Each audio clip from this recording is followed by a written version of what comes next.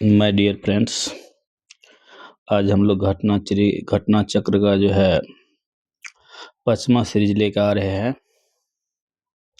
और इसमें आपका पुष्कर जी के जीएस में आप सभी भाइयों का स्वागत है। और जो है ये 5वां सीरीज में हम लोग जो है इससे पहले जो है तुगलक वंश कंप्लीट किए थे। आज दिल्ली सल्तनत का लास्ट वंश जो होगा यानी लोधी वंश पर हम लोग चर्चा करेंगे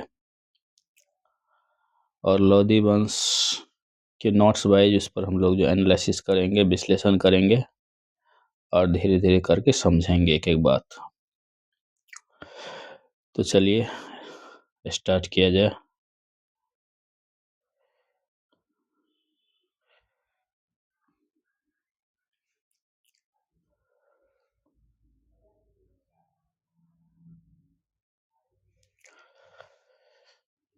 लोधी वंश की स्थापना बहलोल लोधी ने 1451 ईस्वी में की।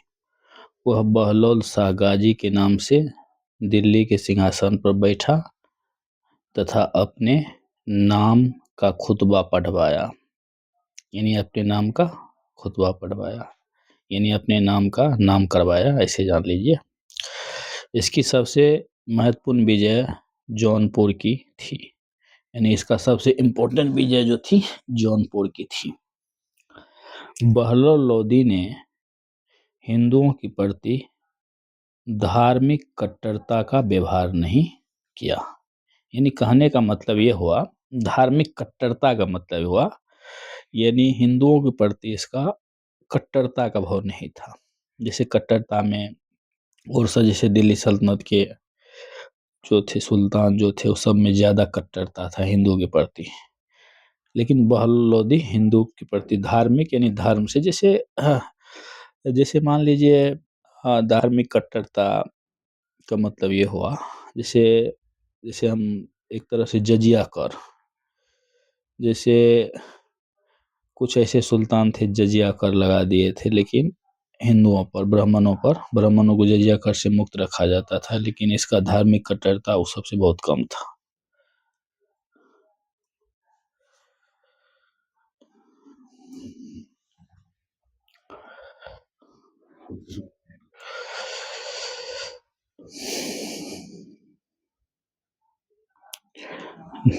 उसके दरबार में कई प्रतिष्ठित हिंदू सरदार भी थे, जैसे राय करण सिंह, राय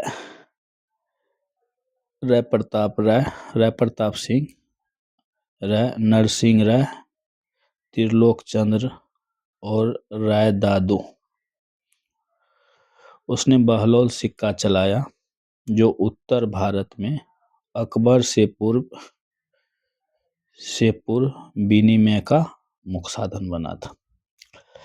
अब देखिए सिक्का चलाया था बहलोल सिक्का, यानी अकबर से पूर्व, यानी अकबर का मतलब मुगल वंश में जैसे बाबर, हुमायूं, अकबर,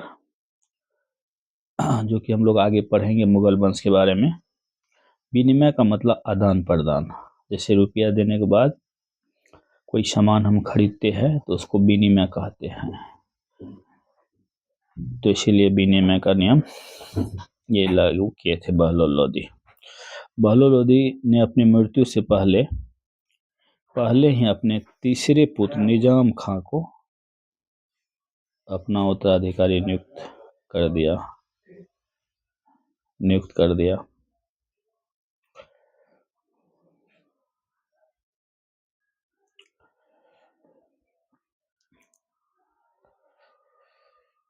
किंतु सरदार ने इसका विरोध किया, जिसका मुख्य कारण यह था कि निजाम खां की मां जेवद एक सोनार की पुत्री थी।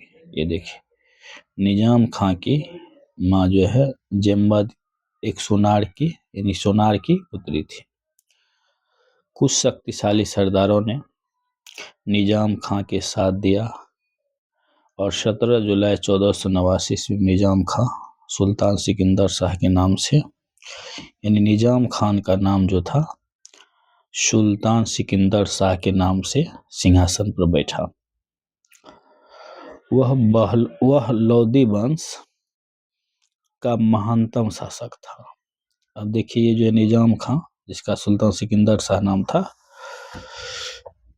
यानी ये जो है महानतम शासक में इसका गिनती होता है। महानतम के मतलब होता है बहुत अच्छे काम किए, और ये बहुत अच्छे इसका विचार भी था, इसीलिए महानतम की श्रेणी में इसको रखा जाता है।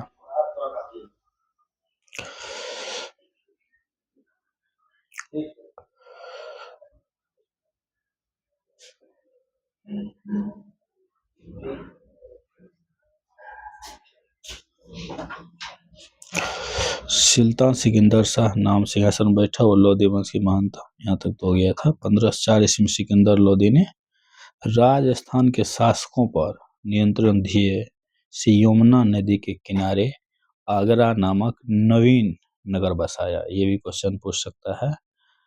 आगरा नामक नवीन नगर बसाया था। किसने बसाया था? सिकंदर लोदी। इसे अपनी राजधानी बनाया। सिकंदर शाह अत्यधिक परिश्रमी था, यानी अत्यधिक मेहनती था, बहुत मेहनती था, उदार था। उदार मतलब अच्छा विचार था। न्यायप्रिय न्यायप्रिय शासक था। उसने कृषि उसने कृषि और व्यापार की, आगे देखते हैं,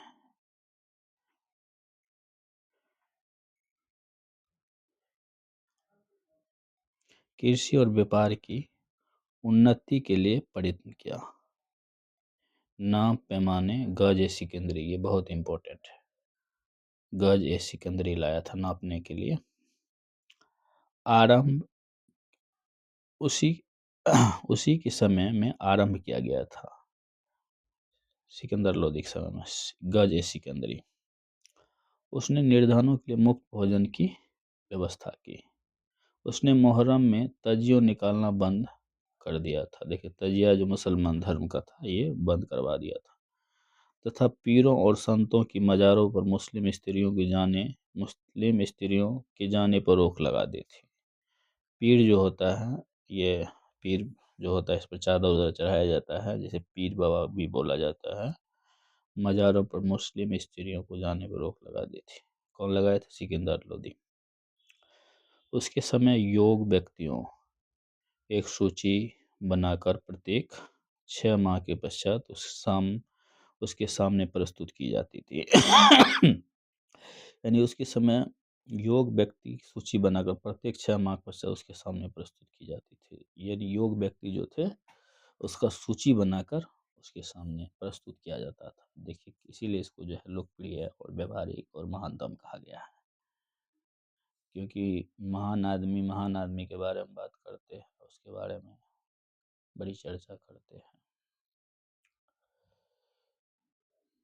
अब विद्वान आदमी विद्वता की बात करता है, चोर आदमी चोर का बात करता है, बेईमान आदमी बेईमान के बारे में बात करता है। अब देखिए वह शिक्षित और विद्वान था। उसके स्वयं के आदेश से आयुर्वेदिक ग्रंथ का फारसी में अनुवाद किया गया था। अब देखिए आयुर्वेदिक मेडिसिन जो है बहुत कारगर होता है। उसके मतलब स्वयं के आदेश पर उसको फारसी में अनुवाद करवाया था, जिसका नाम फरंगे सिकंदरी रखा गया था। आयुर्वेदिक ग्रंथ फरंगे सिकंदरी रखा गया था। उसके समय का गायन विद्या श्रेष्ठ ग्रंथ लज्जत ए सिकंदरी शाही, क्या नाम था? लज्जत ए सिकंदरी शाही की रचना हुई। सिकंदर लोदी शहनाई सुनने का बहुत शौकीन था। वह गुलरुखी उपनाम से कविता भी लिखता था।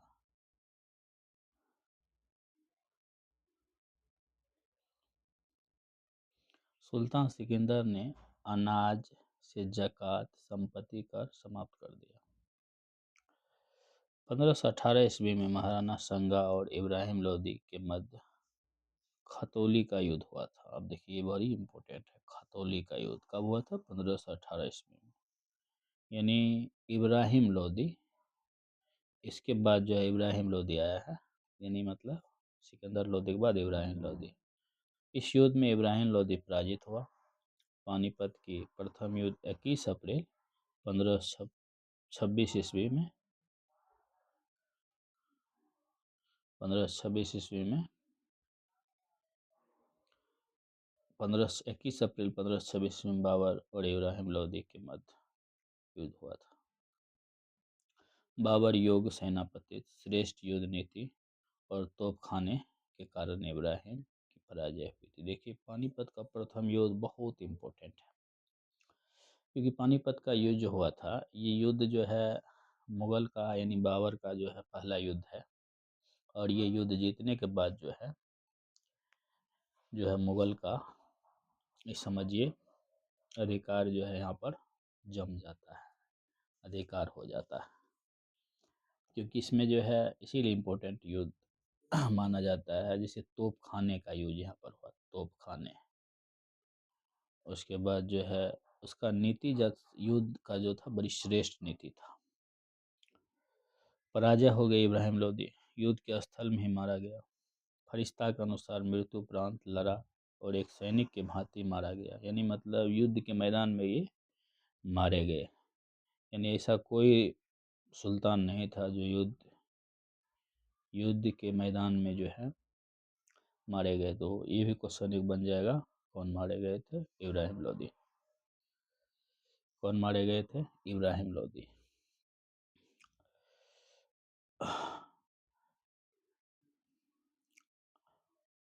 नोअमतुल्ला यानी नियामतुल्ला के अनुसार सुल्तान इब्राहिम के अतिरिक्त भारत का अन्य कोई सुल्तान युद्ध स्थल में नहीं मारा गया। यानी युद्ध स्थल में ऐसा ही था जो यही खाली मारा गया था। ये भी क्वेश्चन है, युद्ध के मैदान में कौन मारा गया था? तो कौन मारा गया था? एक इब्राहिम लोदी ही मारा गया था। भारत के अन्य कोई सुल्तान युद्ध स्थल में नहीं मारा गया था, यानी दिल्ली सल्तनत का। अब देखिए, क्वेश्चन सीरीज में हम लोग आ गए हैं। बहुत कम क्वेश्चन है, इसको हम लोग करेंगे। पहला क्वेश्चन है, निम्नलिखित सुल्तान शासकों में कौन सा अफगान मूल के थे? यानी मूल अफगानी जो थे। इसमें आपको हो जाएगा लोदी। खिलजी नहीं है, सैयद भी नहीं है, तुगलक भी नहीं है। तो कौन हो जाएगा आपका? लोदी, यानी लोदी हो जाएगा। अब इसका एनालिसिस भी देख लेते हैं।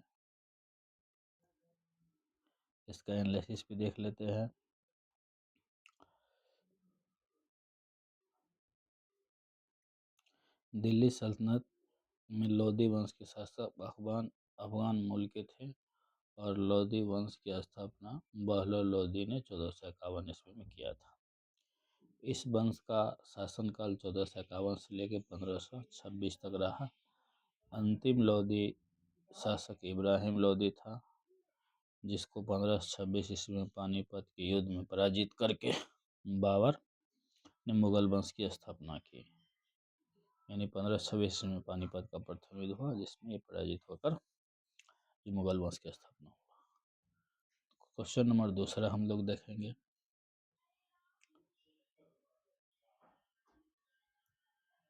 दिल्ली की राजगद्दी पर अफगान शासकों के शासन का निम्नलिखित में कौन सा एक सही कालक्रम अनुसार है?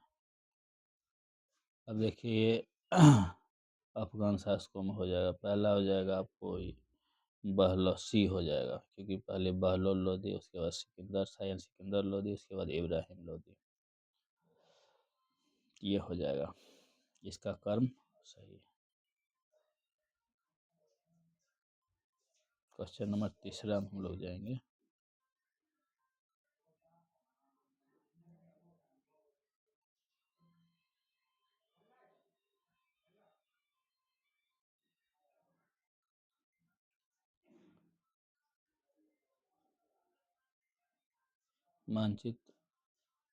मानचित्र किस लोदी सुल्तान संबंधित मानचित्र ऐसे चिन्हित स्थान नगर निरूपित करता है?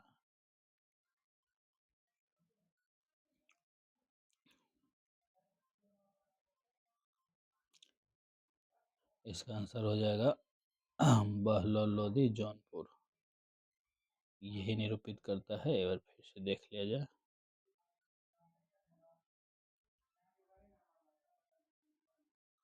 देखिए,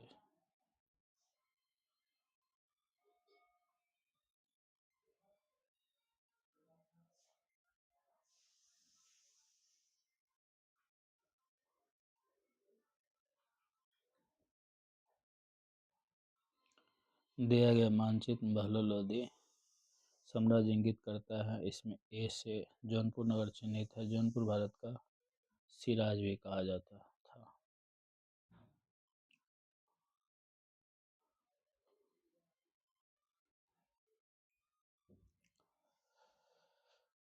महाराणा संगा ने इब्राहिम लोधी किस युद्ध में परास्त किया था? महाराणा संगा ने इब्राहिम लोधी किस युद्ध में पराजित किया था? हो जाएगा खतौली की याद। 1518 जो बताए थे इससे पहले। 1518 खतौली का युद्ध।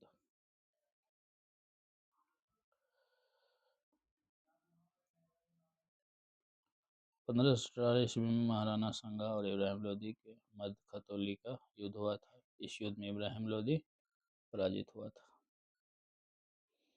नेक्स्ट 5 नंबर क्वेश्चन पर जाएंगे। निम्नलिखित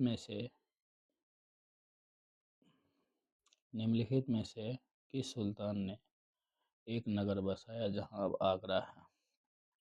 सिकंदर लोधी। किसने बसाया था? सिकंदर लोधी।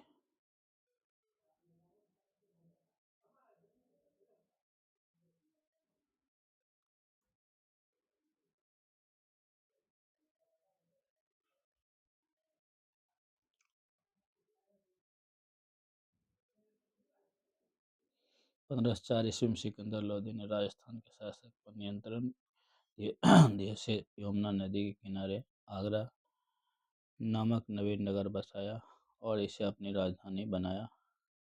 और उसने कृषि और व्यापार की उन्नति के लिए प्रयत्न किया। नाप नाप के पैमाने गज सिकंदरी उसी के समय में आरंभ किया गया। वह गुलरुखी उपनाम कविता लिखता था।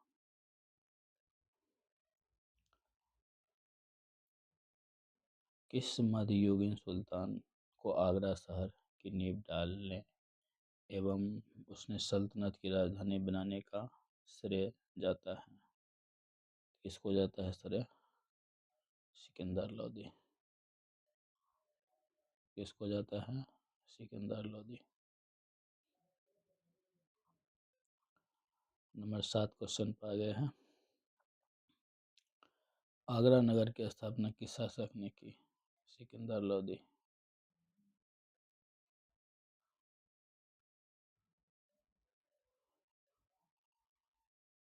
निम्न में से किसने गुरुरुखी उपनाम कविताओं की रचना की थी? किसने की थी? सिकंदर लोधी। यानी सिकंदर लोधी। क्वेश्चन 9 नंबर में आएंगे। निम्नलिखित में से किसने आगरा की स्थापना की थी? सिकंदर लोधी।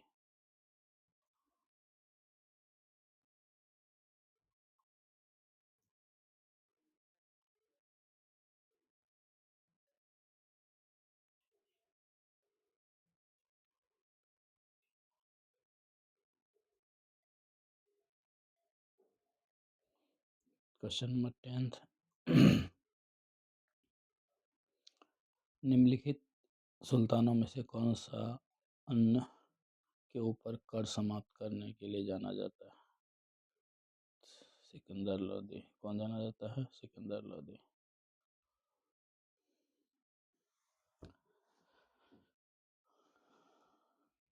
सिकंदर लोधी ने भूमि के मापन के लिए एक समान गज का प्रचलन किया। गज सिकंदरी के नाम से प्रसिद्ध हुआ। इस गज का प्रयोग कालांतर शेर शाह तथा अकबर प्रारंभ से 31 वर्ष तक ने अपने शासनकाल में किया। सिकंदर लोधी ने अनाज से ज़कात संपत्ति कर समाप्त कर दिया। सभी इतिहासकार ने उसके शासनकाल इस सल्तनत की समृद्धि का वर्णन करते हैं।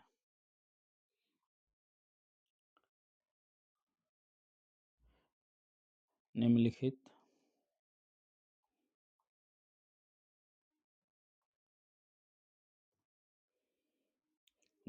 वंश में से किस वंश का दिल्ली शासन नीचे दिए को सही करिए। तो इसमें सबसे पहला तो गुलाम के बाद खिलजी के बाद हो जाएगा सैयद के बाद लोदी, यानी 4 1 3 2, यानी इसका आंसर हो जाएगा डी।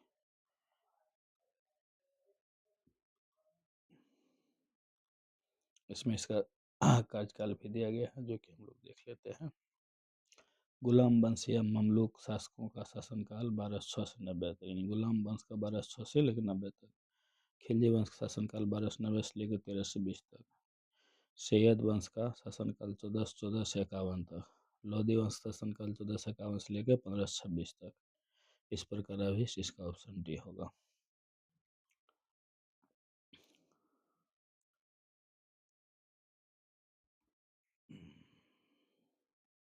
इनमें कौन गुलाम वंश का शासक, इनमें कौन गुलाम वंश का नहीं था? तो गुलाम वंश का नहीं था।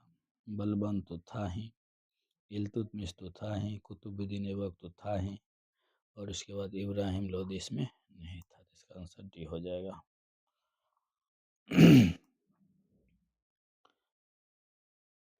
1200 से लेकर 90 मध्य दिल्ली सल्तनत सुल्तान गुलाम वंश के सुल्तानों के नाम से विख्यात हुए।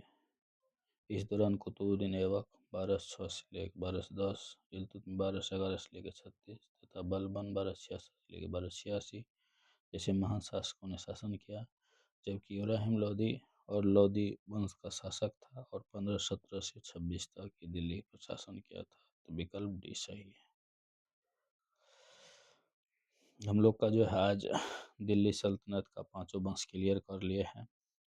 अब हम लोग नया सीरीज के साथ जो है लेके आएंगे विजयनगर साम्राज्य के बारे में। विजयनगर बहमनी पढ़ेंगे और विजयनगर बहमनी के बाद तो मुगल पढ़ेंगे। जो सीरीज नहीं देखे हैं वो सीरीज जो है पहला, दूसरा, तीसरा, चौथा देखे। आज 5वां सीरीज हम लोग कंप्लीट किए हैं। फिर नेक्स्ट हम लोग नया सीरीज लेके आएंगे और एकदम जो है